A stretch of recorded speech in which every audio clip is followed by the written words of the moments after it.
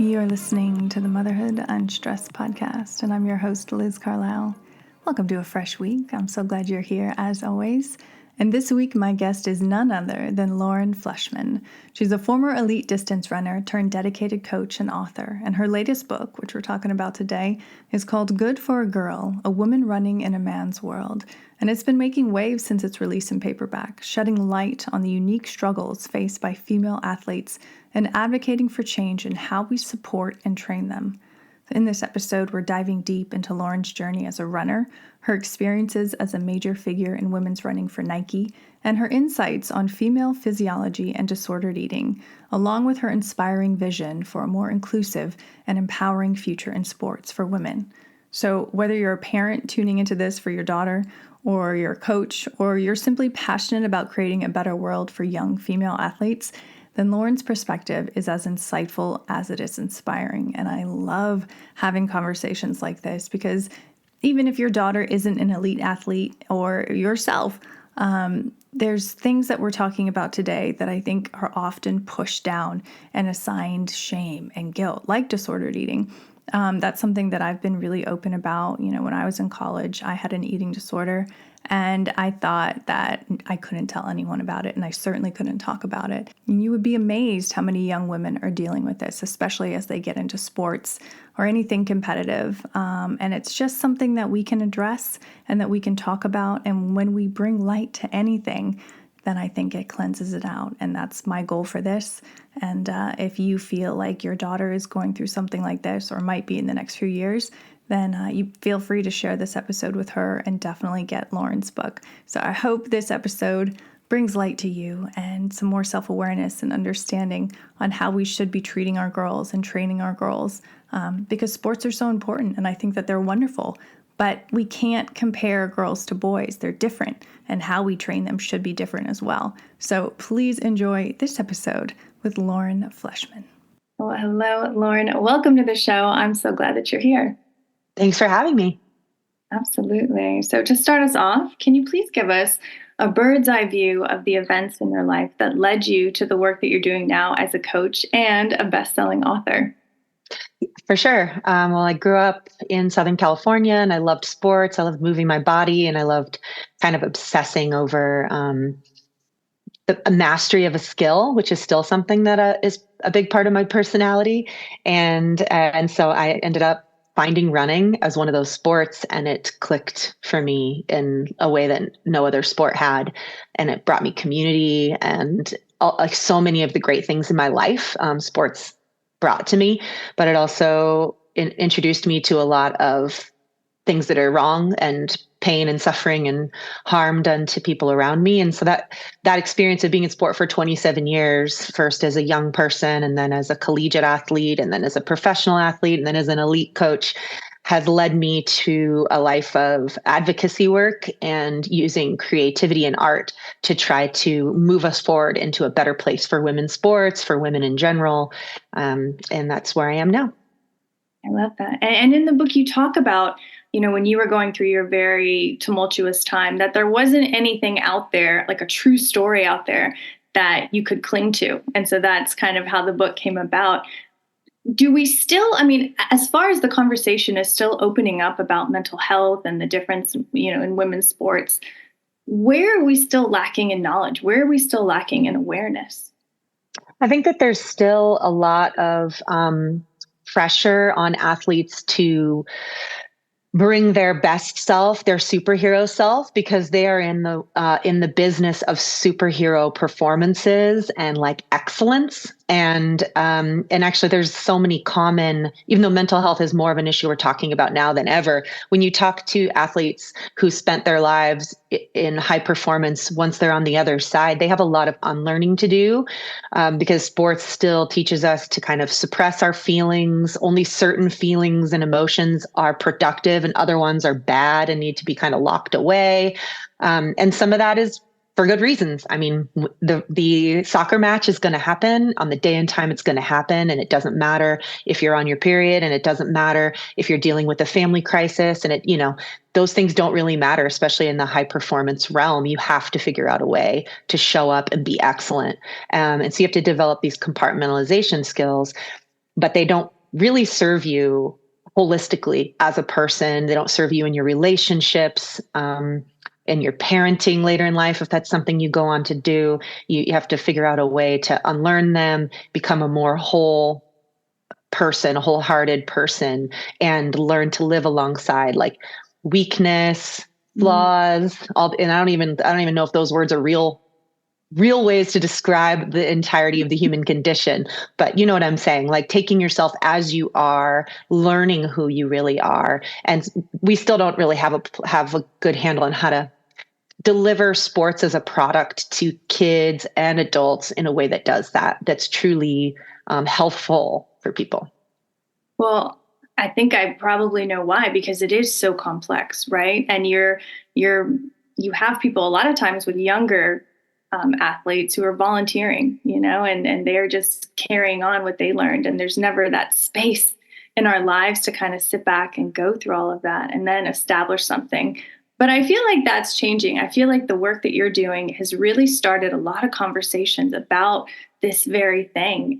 What's the response been to when you started putting out this work? It's been a huge response. I mean, there's been a really positive response everywhere from a literary perspective, recognition of the book and the craft and the way that the messages were brought across, to the individual level of people saying, what I hear the most is, you put words to something that I felt in my body, and I never could like put words to it or fully understand it until you put the words to it. And that's what the job of a writer is in I think on their best day, is helping put the words to the human condition, helping us understand our lives better, our feelings. And ideally, in the case, what I'm trying to do in my book is help people rewrite their story of how they have viewed themselves, especially people who've been involved in sport, and had like some of the negative aspects impact their view of self, and or their relationship with their body or food or those types of things that you then carry on to the next generation, to your kids. Even when you do your best, you carry these things forward. And so it's so important to have a chance to relook at all of that, put words to your experience, rewrite the story about your own self and your identity and the people around you and women, and then be able to move forward like as a more healed person, and as a person with ideally like more optimism that we can create our spaces are in a different way. Like we get to decide. We are the participants. We are the majority in that space. So we can make it what we want. Oh, I love that. I love that. And I can go in so many different directions from what you just said, but I think the root of it is this desire to really do the work so that, if you're someone who's always optimizing and always trying to get better, that includes self-work too. Like that's just part of who you are, is, okay, I've got this locked away. I'm good at this thing, but now I need to conquer this next level. Yeah. I was curious when you were reading the book, like, I always like to hear this from people. Like, what was it? Is there something that kind of like made you rethink something, or I don't know, just kind of that you ended up chewing on for a while in your own personal experience? Yes. And people are going to think that this is scripted because I have a passage that I want to read, and then I want to have you comment. Okay. But no, this is in flow. I love it. Okay. So you write, I made a commitment to grow up and win and fail in public in my little world of running because I wanted to provide at least one person's accurate representation of chasing big goals for the next person who searched the internet during a low point. I hoped it would inspire other pro athletes to do the same, and it did. But the biggest winner in the short term was me. The more my life expanded off the track, the more satisfied I was on it. Mm. I love that. What did you, how did you feel it like relating to you or your life, or where did it make you want to go with it? Because I feel like when we go through school and do the life track, we're like, okay, I'm this person, this is my identity, this is what I'm doing. And you kind of pigeonhole yourself and you don't deviate from that. And if you do, you might be failing, or you might feel lost. And when I read that, it was like you had found the truth of who you really were in your soul. And it had really nothing to do with running. It was so much more than that. And I was like, to me, that's like the meaning of life. It's like Mhm. we're not what we do necessarily, our careers or our roles as mothers or daughters or anything like that. It's like that small voice within, like your true soul that just wants to create and express and experience life. Yeah, and be like your authentic self. I feel like that's the coolest thing about middle age for me so far is that like I started my life as this expansive child, like children tend to be. Like you can be anything, do anything, at least in your soul. You've got this like possibility and imagination sort of drives everything in a child mind and heart, and then you learn how to narrow, how to specialize, how to find like where you fit into this bigger thing, and that involves like, as Brene Brown says, like armoring up certain parts of yourself or overemphasizing other parts of yourself to do that to be successful. But like I feel like for myself and the people around me in middle age, there's an opportunity to go, hey, I want to like re-expand. Like this isn't really working for me. This doesn't feel as good as I thought it would. And who am I really? And like there's a reconnection to the things that have always been there since we were children. And if we can kind of do a good job of that and integrate that person back into our adult self, then and however that looks, like for me, it was the way it shows up in my book. But for anyone else, it's going to take its own journey. And then luckily, if you're lucky, you have another half or more of life left to kind of be in this more whole version of yourself. And sometimes that means like getting off the success track a little bit, giving up some things that you thought were really important previously that you realize now are not quite as important. And then you get to surprise yourself and be like a beginner in things again. I don't know. It's a really great time of life. See, I feel like you approach it with like excitement and curiosity. And a lot of people, it's terrifying. It's like you don't even want to go there. And it's this scary unknown. What do you think holds more middle-aged people back from really rediscovering who they are, what they like, what they don't like, just doing playful work? Well, I think that there's culturally, especially for women, we're told that we peak in our 20s, as far as like that's we're our most beautiful. We worship youth. And when we start to get to this uncomfortable place in middle life, I think there can be a step in the process of growth can be nostalgia for when you were younger. Like you might think of your 20s when you were more free.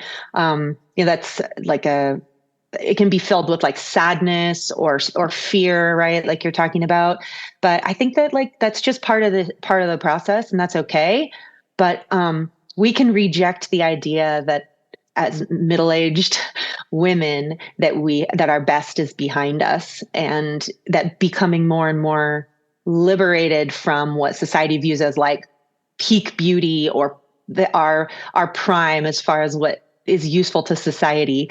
Like we can decide like, hey, it's actually really liberating to become more invisible to like the average male gaze, to like be able to spend less time worrying about how I'm perceived, or I don't need to like fight that battle to be that person anymore. And that kind of frees up the space to just be who you actually are and lean into that. I think there's just so much opportunity. So I hope that my positivity is like infectious, because I truly believe this, and I've seen like so many amazing magical things happen in my friends' lives, and tumultuous things. I mean, some people end up leaving their marriages or dramatically changing careers. I mean, there are hard decisions that if you're following who you really are now, that you may end up making. So, it can be sobering, but you have a whole life ahead. So it's worth taking an inventory.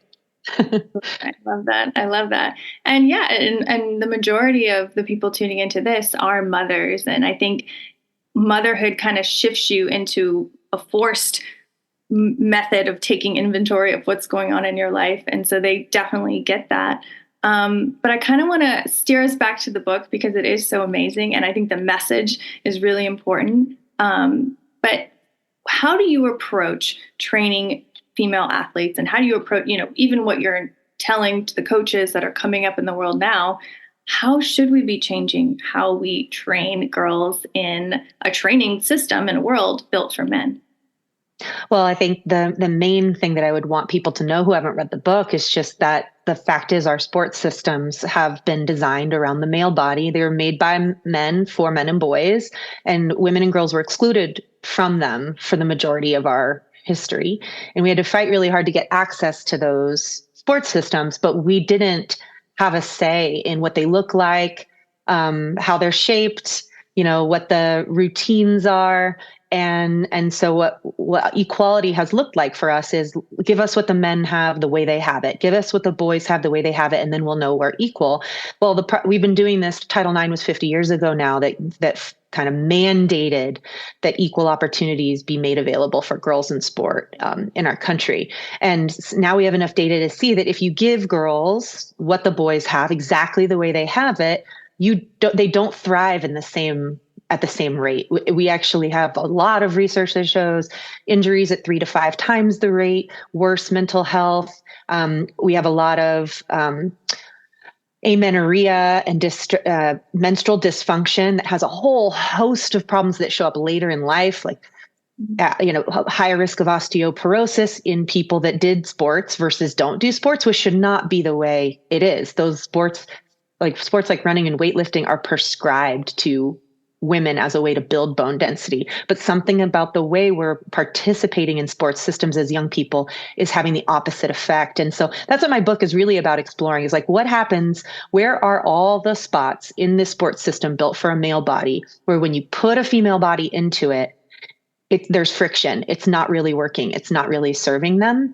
And if I can highlight those from the youth level on, and this includes specifics with regards to training, how we deal with puberty, how we talk about puberty, what kind of expectations we should have for improvement over time.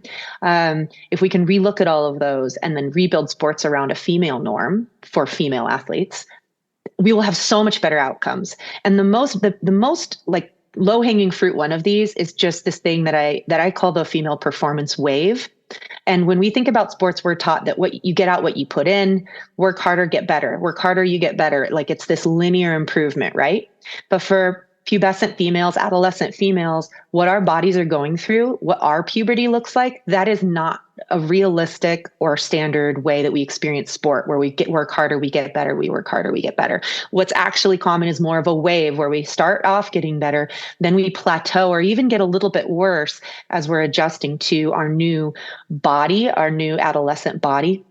And we need a little bit of time, like a year or two is probably about standard, although it's very under-researched, where if we're just patient and we meet those female athletes where they are and we don't pressure them to lose weight, we don't make them feel like these changing bodies is a negative thing or something they need to fight, and we just allow them to develop and then adjust to this new body, their ligaments, tendons, and bones will adjust to this new body, and then they will come out the other side and then start the rise again. On the other side of the wave, they will start the rise again, and they will continue to get better. They'll get better as they put the work in. But it's during these ages of about 16, 15 through about 21 where we see the most girls dropping out of sport, experiencing eating disorders in order to fight their body, menstrual dysfunction from underfueling themselves, and this war with their body, this negative feeling about themselves that can last a lifetime. And sports should not be an institution that is pumping out women and girls who feel worse about themselves or who have dysfunction around food and body for many, many, many years. It does not need to be that way. It's something we can completely change if we just change the way we think about women's bodies in sport. And so that's the main thing I want people to know. And I wanted to write this book so there'd be a really easy resource someone could read and be like, oh, okay, this is what's normal for a female body during adolescence. And if a coach is saying something different than that, or my co-parent, or my myths that I've believed, like I can change those. I can inform a coach. I can hand them this book, and I can stop the cycle of harm that's being created in this community and make sports fulfill the promise that we want it to, which is to empower our women and girls, right? Yeah, I love that so much. And it is true. It's almost like a cliche. You see the old sports movies from the 80s and the girls throwing up in the bathroom and crying. And it's this whole big thing. And it's almost like, okay, well, that's the expectation. If you want to be the best, this is what you're going to have to go through. And I love that you're completely changing that paradigm and making a new way. And in the end, the girl is going to be happier and healthier because of it. It's not like, okay, well, I got to sit back and lose a couple of years now. Like this is no, like this is for the long term, the long game, and I'm going to be better Yes, competitive. absolutely. 100% of women will be better and stronger than their 13-year-old self when they are in their mature woman body. In your 20s, you will be better if you stick with it. And so if you can develop like that inherent love of the movement of the sport, and then if the times aren't improving for a year or two, or whatever measurement you use in your sport, if you're not seeing that measurement that you want that shows that you're getting better, just remember that there are like a dozen ways to get better as an athlete that don't show up in that one measurement. You can always work on your mental game, on your leadership skills, on strategy, on your vision of the court or your vision of the field, and you can work on those things while you're adjusting to this body. And then when the adjustment to the body comes through, you're going to take all of that improvement right alongside this new strong woman body, and you're just going to skyrocket. And that's what we need to have parents and coaches thinking about this as an opportunity, instead of like, coaches will say things like puberty is a death sentence for a female athlete. They'll be like, oh, well, she's doing well now as freshman, but we'll see what happens with puberty. Puberty is the one injury a girl can't come back from. And we have these damaging myths that are just wrong and completely like short-sighted. I mean, they're so inaccurate. And the only reason we have them is because sport was built by men for men and boys, and we're comparing the female experience to the default experience, which is a male body experience. We're comparing it to that. And if it doesn't match that, then it's wrong. It's not. It's just different. It's a different path to success. It's a wave, not a line. And yeah, let's let it happen. Let's let girls develop. Yeah, love that. Oh, okay. Oh my gosh, we are almost to the end of time. We could just end on that because it was so well said. But to the mother tuning into this, or to the coach tuning into this right now, aside from what you just said, what do you want them to start doing today that can start to improve the lives of their young female athlete? Well, I think educating yourself. I mean, and not just plugging my book because it's my book, but it really is the only resource of its kind right now. And it's on Audible. You can listen to me read it on a run, or like at the gym or whatever, when you're passing the time in the car. It's not very long. It's like 8 or 9 hours, I think. And then there's the paperback just came out, and it has discussion questions for your team, like a reader's guide that you can use it to generate these conversations. And I believe that is the thing you could do right now that will completely change how you think about female bodies in sport. And then if there are other things I could tell you, but I've done all the hard work of like the research of putting it all in one place. But you can go to things like the Stanford Faster Instagram account pumps out like it's more of a data driven account that tells you exact things, like the latest research that is female focused, and it's designed around health in sport, and it doesn't view health and performance as at odds with each other, which is really important because they are one and the same, health and performance. And so you could follow that account, and you could like do research online on REDS, which is relative energy deficiency in sport. You could just kind of go down that rabbit hole, and you could bookmark NEDA, and National Eating Disorder Awareness, the website for that. I would bookmark that right away and just get on there and look, because it's the deadliest mental health disorder for women besides opioid addiction. And people don't realize that because we've normalized disordered eating, and diet culture is such a part of our life that we don't think of the harms that it causes. And it'll help dismantle this idea of what an eating disorder looks like. Because like you mentioned, those movies that we see, that these more extreme examples are just one way that eating disorders show up. And looking at that website, not for your daughters and sons, but for yourself, as a way to investigate, what is my relationship with food and body? Because as we know, as parents, like what we bring to our children starts with us and our own healing. And we all have work that we could do on body acceptance, on learning like how we talk about food.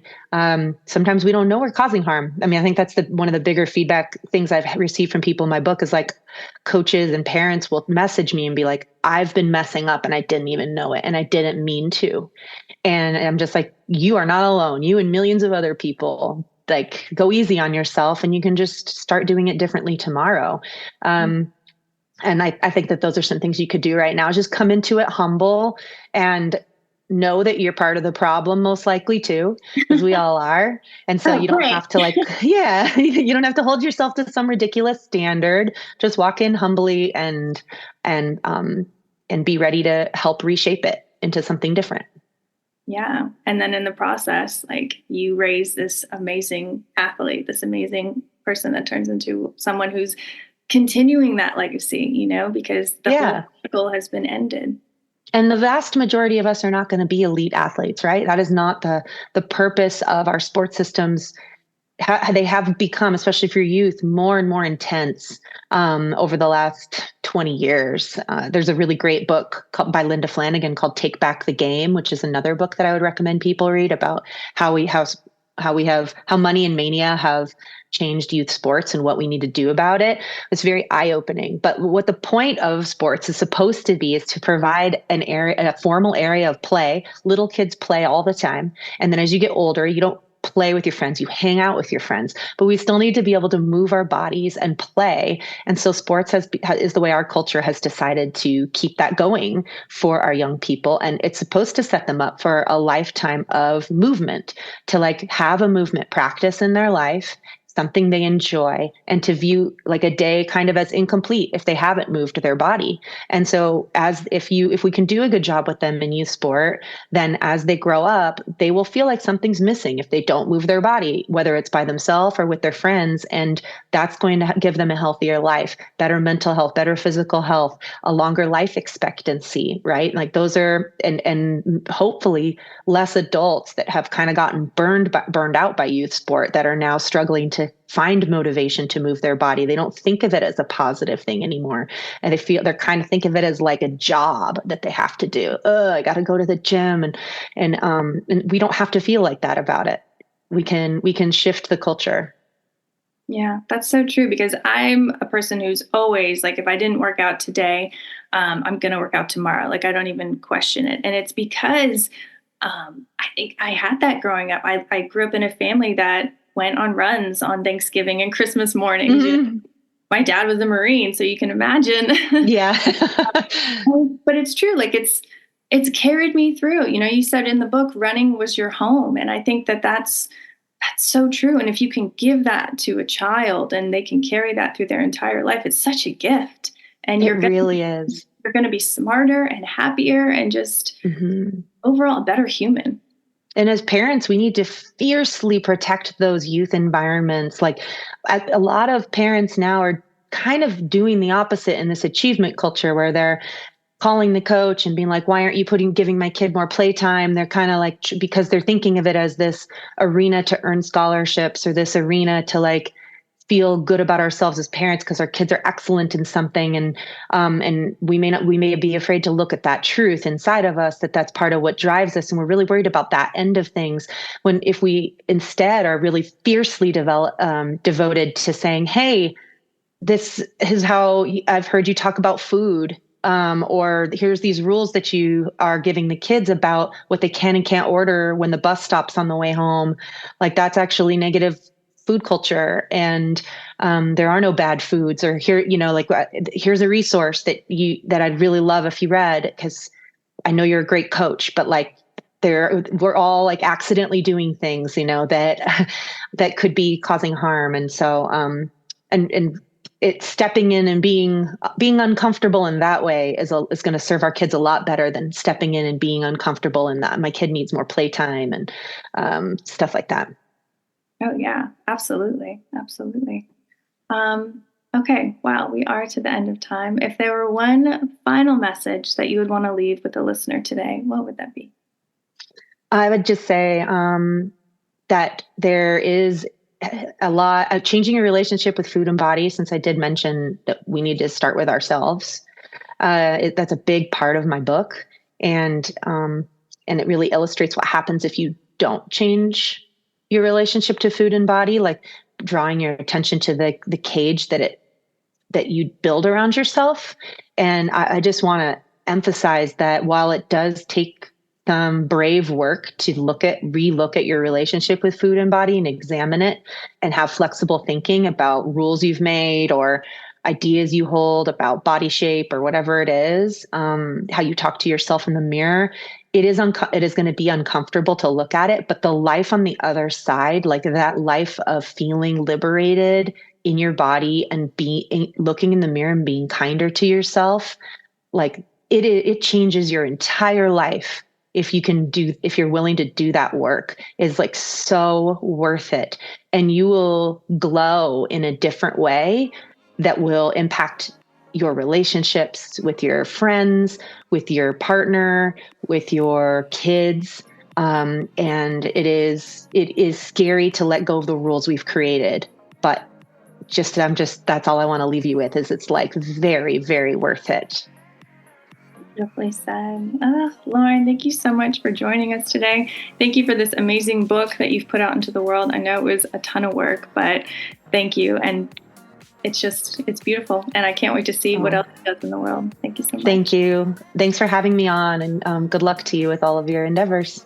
You have been listening to the Motherhood Unstressed podcast, where we navigate the beautiful chaos of motherhood together. For more inspiration and insights, please visit our website at motherhoodunstressed.com, or you can visit me on social at motherhoodunstressed. Remember, you are not alone in this journey. Until next time, stay unstressed, empowered, and embrace the joy of motherhood. Take care, and I'll catch you on the next episode.